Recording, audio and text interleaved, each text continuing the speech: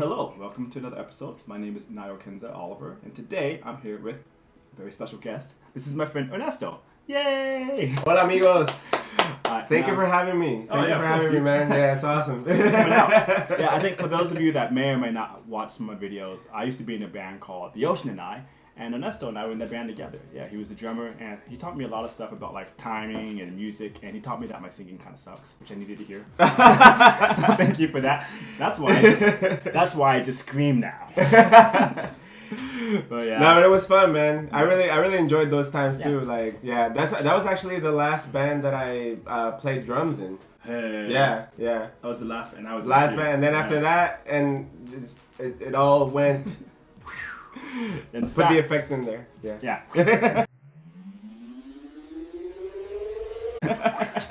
But anyways, in fact, let's go ahead and get started. Now today, once again, we'll be doing creative questions, and today this is going to be creative questions with Ernesto. All right. Well, Ernesto, question number 1. Please tell us about yourself. So right now I'm just doing reggaeton, a lot of Latin music, doing as a solo artist.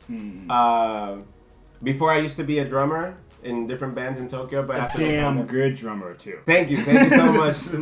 Gracias. Damn good drummer. Gracias. Yeah. But no, I think like that helped me out too, because like knowing how to keep the tempo and keep the structure of a song, I actually managed how to write songs on my own. Yeah. And that helped me out like to just do what I'm doing right now and just consistently putting out really good danceable bangers. So Nice. yeah. What would you say is like the most important lesson you took from being a drummer that helps you with reggaeton? I guess it would have to be, there's a certain BPM that makes people want to dance. And like I know that with like reggaeton, there's like a certain BPM that people like to listen to when they're like dancing to it. And that's kind of fun to like play with, you know. Yeah. So then like after that, you just put like melodies on top, and it just turns out to be like, Hell yeah, gold, Hell yeah. We'll put links to your music and everything down there. Yeah, please listen. Section. Thanks, guys. Yeah, thank you so much. Really good reggaeton, and I like it because it's a reggaeton, but a lot of the visuals take place in Japan. Yeah, so like it's like a blending of 2 different cultures. Exactly. That you don't usually see together. Yeah. Totally, really cool. totally. That's what I kind of want to do too. Like, I want to build a bridge between both cultures, and hopefully, like we can get reggaeton artists to come to Japan and do shows and. Yeah, fact, sorry, I cursed there. Yeah. No worries. Yeah. In fact, there's actually I think I mentioned to you before, but I've always spoken to you in English, sometimes in Japanese, and then seeing your Eto project be completely in Spanish, that was really inspiring to me back when I wanted to start working in more Scandinavian languages to my music. Oh, nice. I think I sent you a message a couple of years back, and I was like, seeing you perform in Spanish makes me want to perform more in Swedish at the time. And now, with I Was the Ocean once, I'm trying to do more Norwegian vocals into that, and that's because I'm like, well, Ernesto's singing in Spanish. Nice. I gotta come through with my third language. Cool. So no, that's cool that we like mutually like kind of put ourselves how do you call it, like not supported each other, but more like motivated each other. Yeah, for sure. Through that, that's kind of cool. Yeah, thanks, man. So, like, seeing you do the whole Spanish thing made me really want to use my third language. So, oh, that's awesome, man. That's awesome. Yeah. All right. Well, in fact, this is actually one of my favorite questions from the list. So let's go on to question number 2. Please tell us about your creative process. Okay, well, right now it's gonna sound like a lot of whoop-de-whoop and stuff, Fun. But a lot of people think it takes it's like a really time-consuming process. Like, oh my God, how can you write songs? Like, because for a lot of people it seems really like an alien concept, but the truth is that it's kind of easy when you write songs, because the songs kind of write themselves out. And I think like a lot of people have to consider that when you have an idea in your mind, the most practical thing to do is to just like put it on paper or on something physical as quickly as possible, because that idea can just dissipate very quickly. Yeah, no, I totally believe in that. Like that's I think what a lot of people have to consider when they write songs. Yeah. No, when you say put it on paper, do you mean like you write down like the lyrics, you write the tempo, or does it have, or could it be like, for example, I always put stuff on my phone. Yeah. I might hum the melody. Yeah, exactly. Or like put it into something in a physical form as quickly as possible, because like sometimes I would just wake up in the middle of the night and just go up to my room and just like hum it out or type it on my, not type it, but like use my controller, my MIDI controller, and I kind of write out the melody. Yeah. Because like it can literally like just go away like that, you know. Yeah. And then you're not gonna remember it. That's and then the you're worst. screwed, you know. Yeah. But so sometimes, like, I think one of my old phones, I had so many, like, you know, like, I guess files of me just like humming riffs. Yeah. Like, yeah. I come back to it weeks later, like, what the hell is this? Like, dun, dun, dun, dun, dun, dun, dun, I'd be like, what the what? Okay. But there'd be times where like the next morning I'd wake up and like, I know I had an idea last night. What was it? And I go through my phone, but okay, yeah. So yeah. I think that's brilliant advice. Yeah, I mean that dun dun dun dun dun was fire, you know, like that was fire too. Like I mean anything can be fire when like but the thing is that you got to put it like in a physical state as soon as you get it in your mind. That's I think the most important thing. Yeah. So what's like the quickest you've ever written like a song from like conception to like finished product? I think maybe like an afternoon. Yeah, like for example, La Mentira. La Mentira, that was written in like I laid down the beat like in a couple of hours. Then I wrote the song later on that night. But if you take like all the hours it took, and maybe like it took like an afternoon. Oh, that's good. La Mentira was like the quickest song, probably one of the quickest songs I ever made. Yeah. And then I guess on the inverse, what was like the longest time you ever taken to work on a song? Oh, do you have songs that you're still working on now? I have songs that I've been working on for years that just aren't ready yet. Yeah, that's true. That happens too, actually. But I guess like that has to do with more like if a song is actually good enough, you're never gonna forget it. That's true. Yeah, That's you're true. never gonna forget it. Like it just stays in your mind because if it wasn't that good, then you probably wouldn't even remember it. That's you know? good. Yeah, that's true. That's true. Hey, yeah, hell yeah, dude. All right. Well, yeah, no, because honestly, like I think especially with us both being musical artists, and we do production and we do vocals and the mastering and all that. I think the creative process, while it might look uniform to people who don't know, I think even though we're essentially doing the same thing, it's still so many different ways that you can do it. Yeah, So many different ways you can do it. Like for me, so many.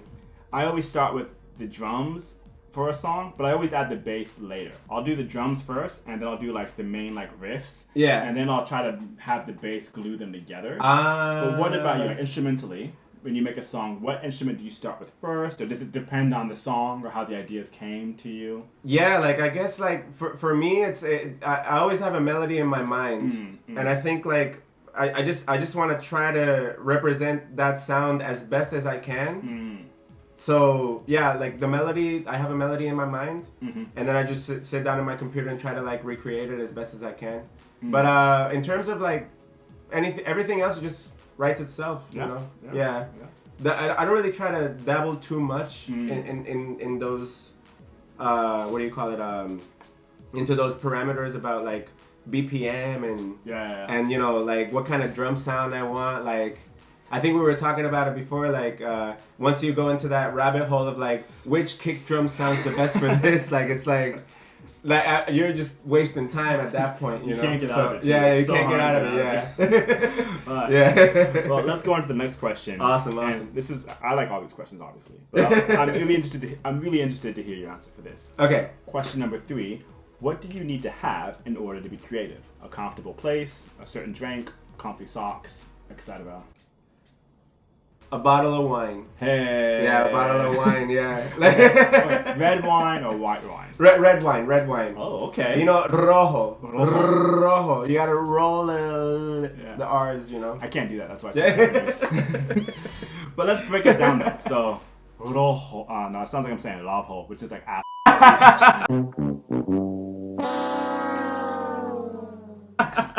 But so let's break this down though. So is there any type of like, I guess, grape blend or grape type that you prefer when you have like your red wine? Well, I like I do like what's that called? Shiraz. Oh yeah, Shiraz is good. Shiraz, yeah. I just Shiraz is good. I always try to get a bottle of Shiraz before I sit down and make beats. But yeah, like as long as I have like some wine and it's quiet, I'm pretty productive, man. Yeah, like I can sit there and make beats for hours, you know. Yeah. So for me, for example, like, you know, if I'm writing lyrics, I usually drink like hot lemon water. But but if I'm making my instrumentals, I'll drink like non-alcoholic beer though. So right. Yeah. Does what you need to have, does it depend on what you're making, or is it kind of the same? I think it's kind of the same. I guess like because beats is the first thing that I do. Yeah.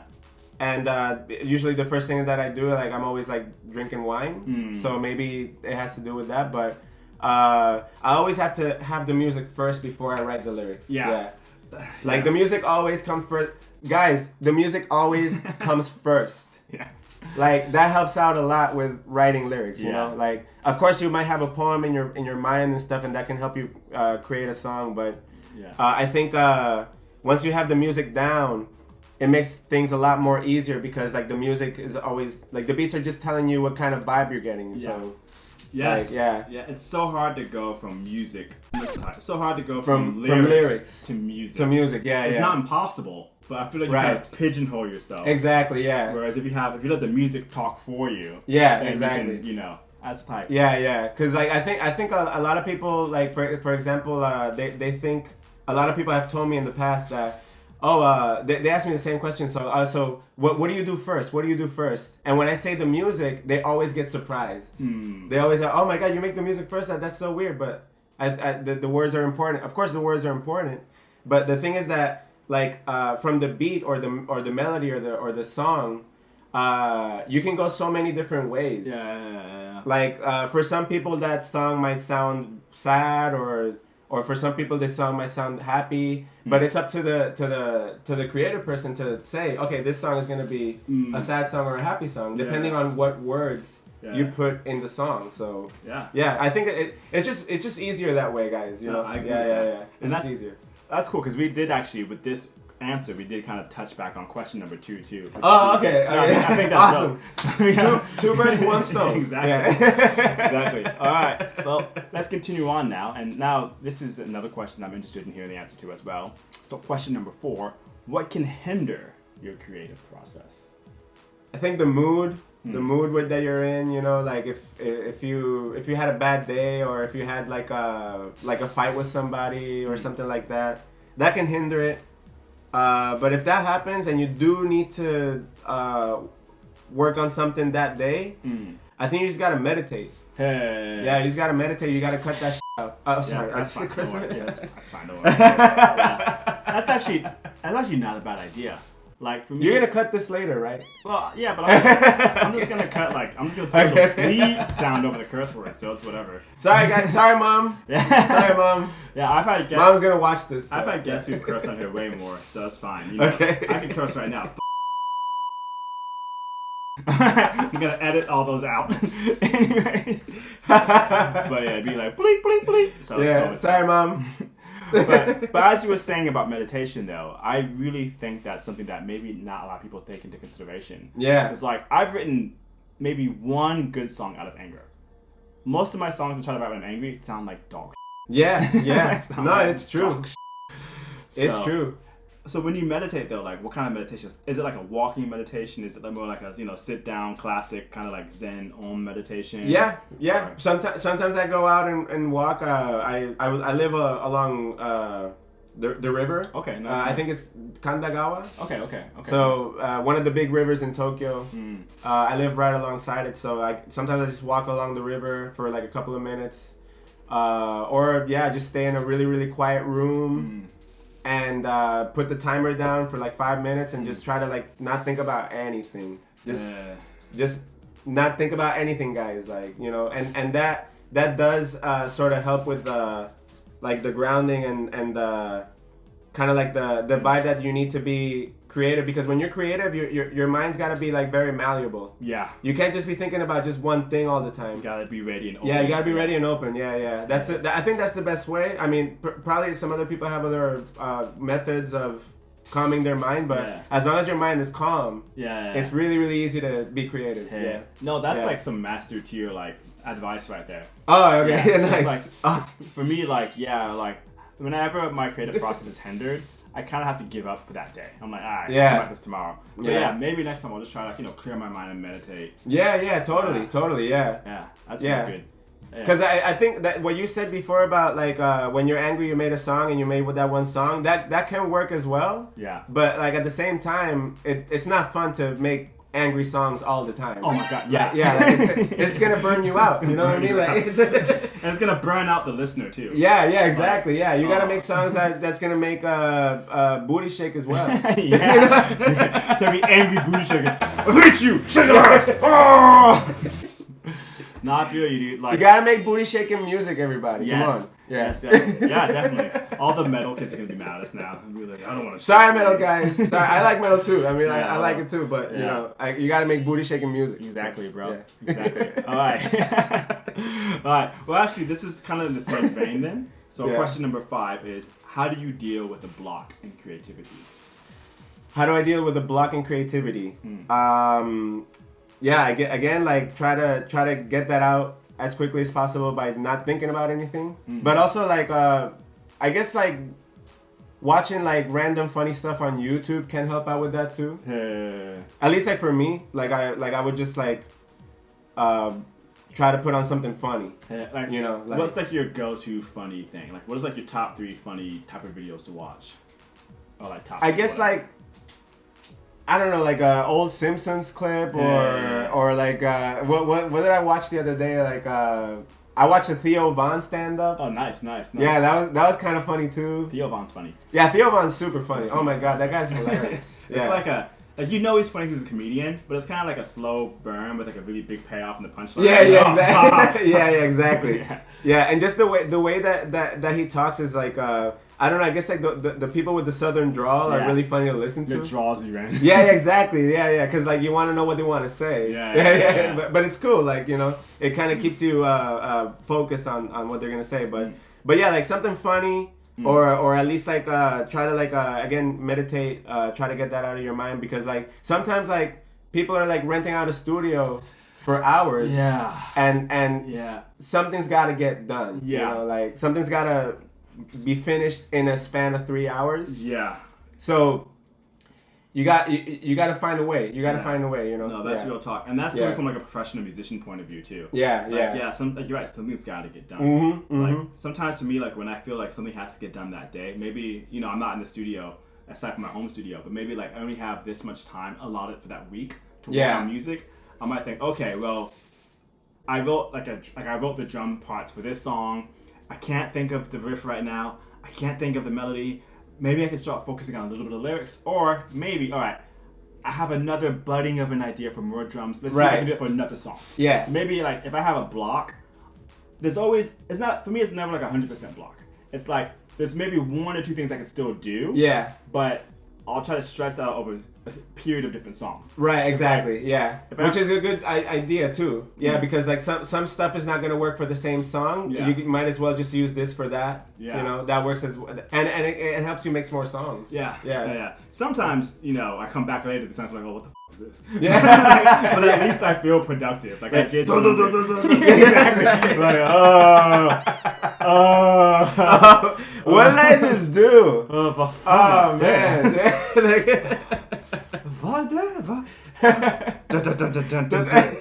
Ja, håller Yeah, but no, definitely, I think, something's got to get done, and I think that's like, I think that's a really good way to look at it too. Totally. If it doesn't get done 100%, that's fine, but as long as you get something done. Yeah, as long as you get something done, yeah. Like for example, like I have my buddy Alene. Shout out to Alene. He's in Japan now from Colombia. He's one of the beat makers for some of the songs that I've made, and really talented guy, amazing producer. Yeah. Really talented. He's super young as well. Yeah. And the thing is that he already experienced what we just talked about, like having like that time frame, because he's working with like artists that are like signed and they have like rented studios for like a couple of hours a day. Yeah. And like it's really, really important for you to have at least like something in your back pocket Exactly. that you can just pull out. Exactly. And from that a whole song is made. You know what I mean? Yeah. Like you really need to be on your toes. Yeah. Like Yeah, be as creative as possible. And he's shown me some stuff that I didn't even know about. And he's younger than me, but he's been in the game for like as many years as I've been. Yeah. And he was telling me like some stuff like oh yeah, like the same thing that we were talking about, like the ideas that just come up, you gotta like put them out as soon as possible. And I'm like, oh wow, that yeah, a lot of musicians think the same way. Yeah. You know, but it's for a reason. Yeah. You know, like you have to think quick. You have to be on your toes. You have to be ready, bro. Just ready. Yeah, just ready. Yeah. No, I definitely like specifically you saying the back pocket thing. Like I was saying before, I have songs I've worked on for years. Yeah. I have some ideas that I've had since like before Ocean and I. And that's like, just like back pocket ideas. Yeah. Sometimes if I am blocked, I'm like, well, let's review this idea. Exactly. Yeah. And see if you can. Yeah. Because if you really sit down and work on it, something's gonna come off of it. Yeah. Something's gonna come out. Yeah. So. Yeah. Just be like as malleable as you can, guys. I feel like you should have your own course on Skillshare. Yeah. Just like show people just how to be ready. Should I put people on game? Put it in the comments, guys. Should I make a Skillshare about this whole masterclass right here, man? That's why I was so happy you were in the Ocean and I with me, because I knew you were a good drummer. But I learned a lot just from like shooting the shit with you throughout the time with me being thank you, man. Like, thank you so much. You need to have a Skillshare class or something, bro. And that's just Damn, putting me on man. game right now, bro. Like this game. I hope you guys are taking notes. You guys are taking notes. Bro. Yeah, like yeah. No, bro. I feel like I'm back in like 2018 learning now. Yeah, man. Like, no, but the thing is like a lot of the stuff that we're talking about for a lot of people is gonna sound like whoop-de-whoop. Yeah. It's like all this like cosmic, like imaginative kind of stuff, but at the same time, it is true though. Yeah. Like you guys gotta if you guys got an idea, that idea is not gonna last for not even 10 minutes, like you guys got to sit down and write that down or hum it on your phone. Yeah. Like you guys got to do something to put in like in a as concrete a place as possible, like write it down or hum it, It's like no idea is a bad idea. Yeah, no idea is a bad idea. Like it might not everything can be a song or whatever, but it's not bad to have extra ideas. Exactly. Exactly. Yeah. All right. I'm learning. I think I got goosebumps maybe because it's I'm learning so much, bro. Tell you, deadass, bro. That's what's putting you on game. Winnie's learning too. Yeah, Winnie's learning too. Look at how intent, bro. He's like, what? What's that? What was that? No idea is a bad idea. I need more honey. Okay, honey. Yeah. All right. Now, this is actually my favorite question of the video. I love asking everybody this because I like hearing the different answers. Only because one of my dreams is to be able to do this for myself, just go on creative retreats whenever I want to. So question number 6. Okay. What would be your ideal creative retreat? I would have to say at a beach house in the middle of the El Yunque rainforest. Oh, hey. Or not in the middle because I guess you got to be in the coast for that. But okay, a beach house near El Yunque rainforest with all the necessary equipment to produce an LP. Hey. Yeah, that would be super dope. Yeah, I really want to do that. Yeah. For those of us like me who don't know where El Yunque is, where is that? Okay, so El Yunque rainforest is in Puerto Rico. Okay, I should have known. My bad. Yeah. So El Yunque rainforest, a beautiful jungle. It's in the middle of our island, Puerto Rico, and it's very serene. Like rains a lot, of course, because it's a rainforest, but at the same time, it has all this luscious backdrop and vegetation, and the views from there are amazing. So I would just want to have like a beach house where it's close enough to the beach, but also you can experience the rainforest kind of. Hell yeah. And have all the necessary equipment to make music. I think that would be super dope. You know what I mean? Like, who wouldn't want that? This is true. Who wouldn't want that? This is true. Let's break this down too. Okay, so like for me, when I think about retreats, I think of maybe like at the most 3 weeks, but usually for me, I want 2 weeks so I can have that novelty. Yeah. So it feels special, so I can feel creative. Okay. If I'm there for too long, then I get used to it, and like I would need to have my bass, maybe 2 guitars. Yeah. Maybe my MacBook, a MacBook Pro. No, talk about that. a MacBook, and then my Mac. Maybe one like DJ controller to write scratches with. Yeah.